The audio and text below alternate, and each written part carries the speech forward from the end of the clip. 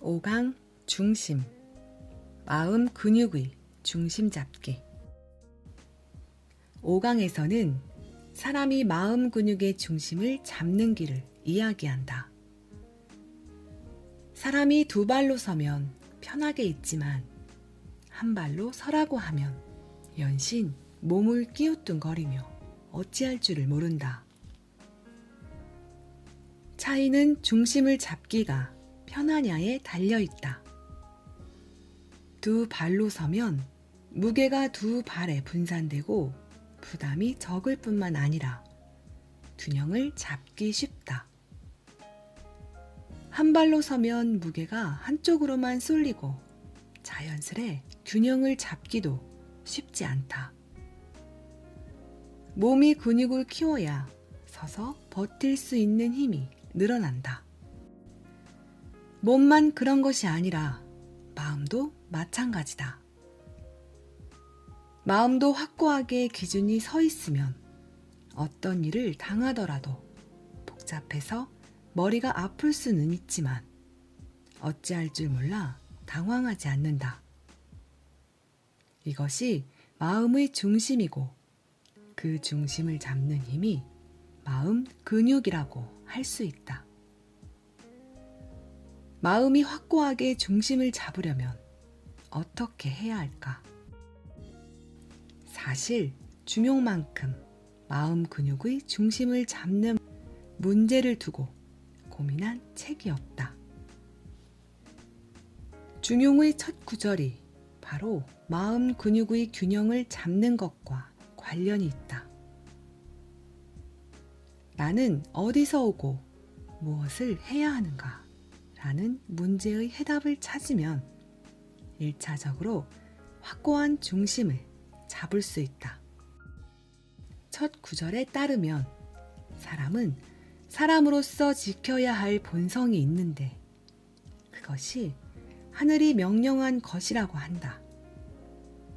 이로써 우리가 하늘이 어떻게 살아야 한다고 명령한 내용을 자각하면 나는 누구이고 어디로 가야 하는가 라는 질문의 답을 찾을 수 있다. 다음으로 중용에서는 사람이 상황에 따라 이리저리 흔들리는 존재라는 점을 지적한다. 감정도 흔들리고 기분도 들쭉날쭉하고 의지도 강약이 있고 지성도 부족할 수 있다. 이렇게 모자라고 부족한 사람이 흔들리지 않으려면 어떻게 해야 할까? 이미 감정이 흔들리면 중심을 잡기가 여간해서 쉽지 않다.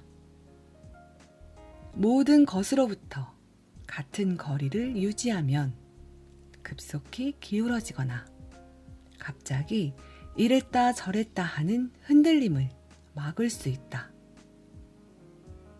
또 감정을 표출하더라도 상황에 어울리는 절제력을 발휘할 수 있다. 이제 중용이 무슨 뜻인지 궁금할 상황에 이르렀다.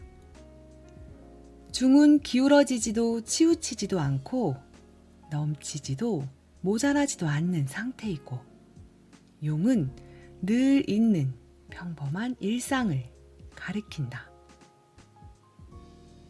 내가 중을 확고하게 지키면 어떠한 상황에 놓이더라도 합리적이고 균형 잡힌 판단을 내릴 수 있다.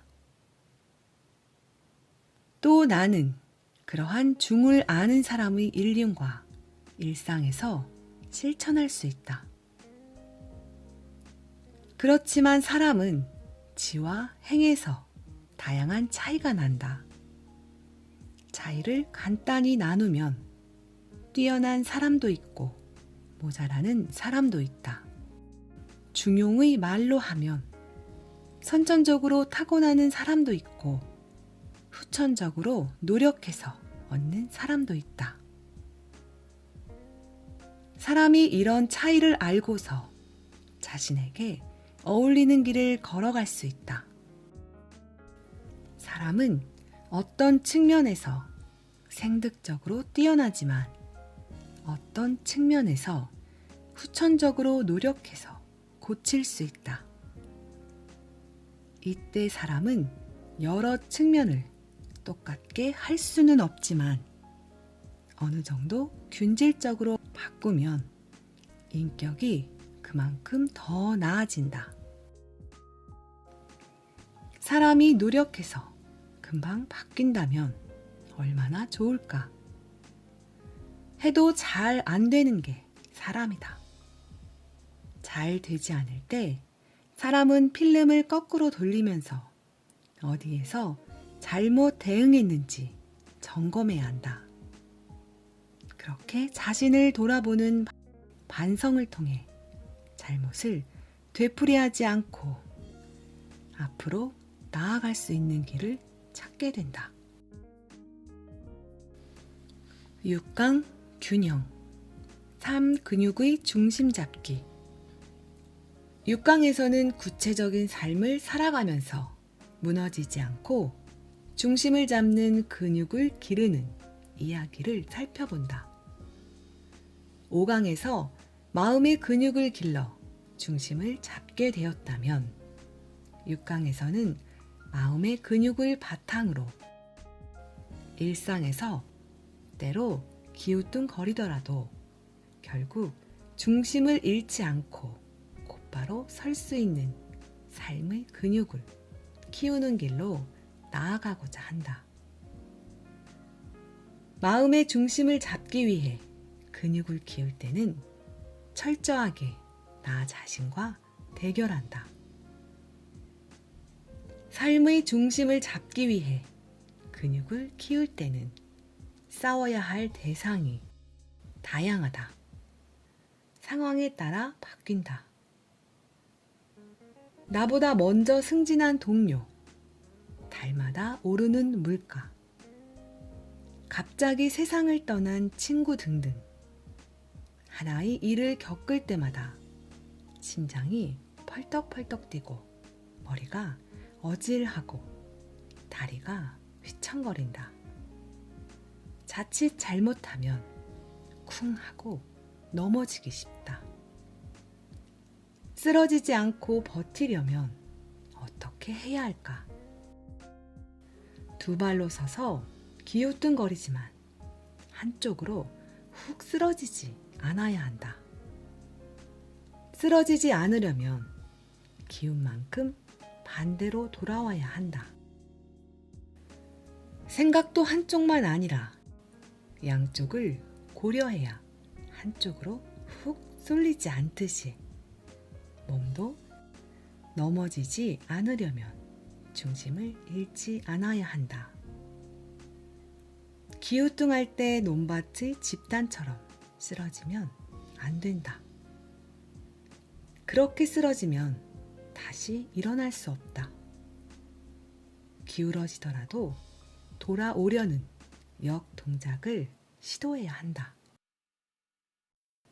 사람은 나이를 먹어가면서 사회에서 자리가 달라진다.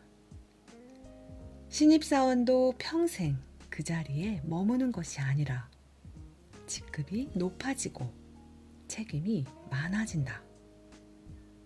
나의 자리는 상대적이다. 높은 자리에 비해 낮고 낮은 자리에 비해 높다. 이때 자신이 늘 높다고 생각하면 아래에게 이른바 갑질을 하게 되고 늘 아래라고 생각하면 비굴해진다. 어느 쪽이든 양자 모두 다른 사람과 대등하고 건강한 관계를 맺지 못한다. 이는 삶에서 중심을 잃은 것이다. 사람은 모자라고 부족할 만큼 완벽하지 않다. 이는 사람이 처음부터 잘할 수도 있지만 못할 수도 있음을 의미한다. 잘하는 것은 혼자서 앞으로 계속 나아가면 그것으로 충분하다. 다만 못할 때가 문제다. 못하는 자신이 드러나는 것을 피하고 싶은 것은 인지상정이리라. 못하는 모습을 들키지 않으려고 하면 잘하려는 노력을 게을리하면 된다. 못하는 나를 다시 만나지 않으려면 어떻게 해야 할까? 나를 아무도 보지 못하는 곳에 숨길 것이 아니라 아예 모든 사람이 보는 곳에 놓아둬라. 그러면 못하는 나를 숨길 곳이 더는 없다. 탈바꿈에 나서게 된다. 진정으로 부끄러운 것은 지금 못하는 내가 다음에도 버젓이 그대로 재현되는 것이다. 이때 용기가 필요하다.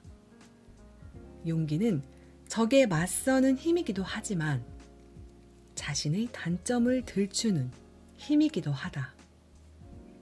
용기를 내서 나를 넘어서려는 도전을 하지 않으면 못하는 나는 치유할 길이 없다. 예나 지금이나 사람은 있는 대로 믿지 않고 믿고 싶은 대로 믿는다. 있는 대로 믿으면 시간이 지나도 믿음이 바뀌지 않지만 믿고 싶은 대로 믿으면 사실에 따라 믿음이 바뀌지 않을 수 없다. 이것이 바로 누구도 부인할 수 없는 증거의 힘이다. 증거에 의지할 때 삶의 중심이 흔들리지 않는다. 마지막으로 우리는 혼자서 더 많이 가지려고 하면 함께 서지 못하고 독점하려고 한다.